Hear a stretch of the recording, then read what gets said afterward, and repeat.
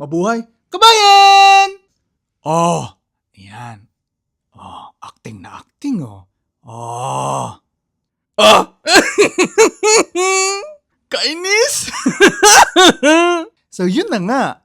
After my life update, update! Anyway, naku, basta tara na. After I posted my life update, ano ba, mali talaga yung update eh.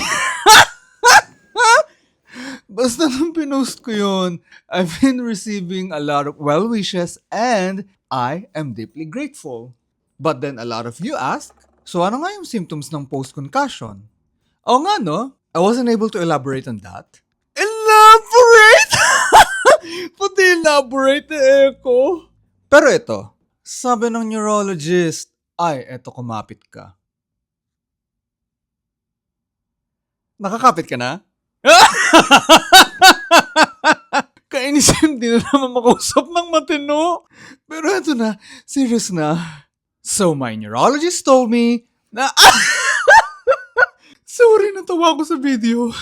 So sabi niya, the main cause ng vertigo and headaches ko ay nawala yung coordination ng eyes ko sa brain ko. Eto, roll VTR. O kala mo playtime na naman na. Pero pansinin mo yung eye movement. O diba may sariling desisyon yung mata ko. It's either they are delayed or tatulon sila on their own. Then the contacts kanina, that was advised by my neuro-ophthalmologist para di mahirapan yung eyes sa distance ng glasses. Kaya yan, 1 year akong more than a year ako, may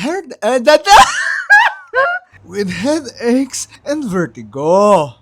But, special thanks to Progress Rehab kasi they were able to fix my eyes through vestibular therapy. Tongue twister pala ito. And because nga of my therapy and continuous medication, slowly, I was able to recover. Yes, I still have my symptoms, pero once I got to know my body again and know my triggers, ayun, finally, nagkasundo-sundo naman kami uli as one ng eyes and brain ko. And ito, I'm just so happy kaya ko na uling gawin. Nag-tumbling!